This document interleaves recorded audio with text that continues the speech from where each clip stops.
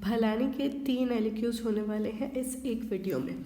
तो शुरू करते हैं। रेस्पिरेटरी डिस्ट्रेस सिंड्रोम, और इस पे बहुत ज़्यादा क्वेश्चंस हैं। तो प्रीटर्म बेबी किसे बोलते हैं? प्रीटर्म बेबी होता है 37 वीक्स ऑफ जेस्टेशन से पहले पैदा हुआ बच्चा। तो इसमें क्या क्या दिक्कत आएंगी? इसके ऑर्गन मैच्योर ना होने की वजह से इसको रेस्पिरेटरी डिस्ट्रेस सिंड्रोम के साथ साथ 3-4 चीज़ें और होंगी। साथ में हाइपोग्लाइसीमिया, अनीमिया, हाइपोथर्मिया भी हो सकता है। अब हम आते हैं हमारे क्वेश्चन रेस्पिरेटरी डिस्ट्रेस सिंड्रोम के ऊपर, जिसे हाइलीन मेम्ब्रेन डिजीज़ भी बोला जाता है।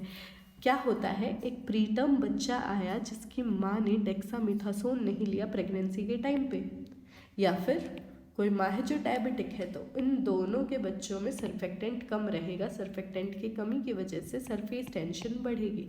सर्फेक्टेंट ऐसा मानो कि एल्वेलाई को चिपकने से रोकता है। अब अगर सर्फेक्टेंट कम हो गया तो एल्वेलाई चिपक जाएगी, एल्वेलर कोलैप्स हो जाएगा, जिसकी वजह से रेस्पिरेटरी डिस्ट्रेस होता है। अब इसमें क्लिनिकल फीचर्स क्या आएंगे रेस्पिरेटरी मेम्ब्रेन डिजीज़ के पेशेंट में?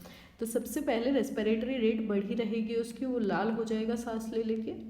चेस्ट रिट्रैक्शन रहेगा क्योंकि एसेसरी रेस्पिरेटरी मसल्स इन्वॉल्व हो रही हैं। रेस्पिरेटरी डिस्ट्रेस है, सांस लेने में तकलीफ है, तो बॉडी के पास ऑक्सीजन कम है, तो सीवियर हाइपोक्सिया हो सकता है, जिसकी वजह से सेंट्रल साइनोसिस देखने को मिलेगी और ग्रंटिंग सुनाई देगी। ग्रंटिंग एक साउंड होता है जो एक्सपायरेशन के टाइम पे आता है।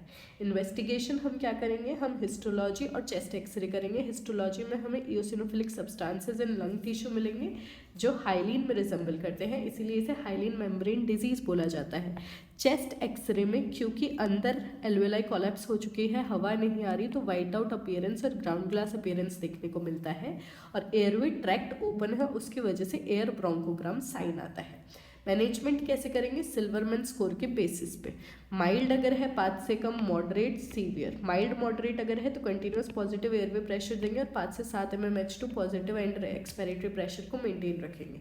सर्फेक्टेंट रिप्लेसमेंट थेरेपी दे सकते हैं अगर इससे सही नहीं हुआ तो, और अगर ज़रूरत हुई तो mechanical ventilation. Surfactant replacement therapy हम कैसे देंगे? नेचुरल और सिंथेटिक 2 टाइप का सर्फेक्टेंट दे सकते हैं। नेचुरल या तो बोवाइन से या पिग से बेरेक्टेंट, पोरेक्टेंट लेंगे, और एडमिनिस्टर कैसे करेंगे? एंडोट्रेकियली, या तो एंडोट्रेकियल ट्यूब के through ensure intubation, surfactant extubation, या फिर सर्फेक्टेंट ट्रेकियल कैथेटर की हेल्प से। ये हो गए 3 भलानी के एलिक्यूज कंप्लीट।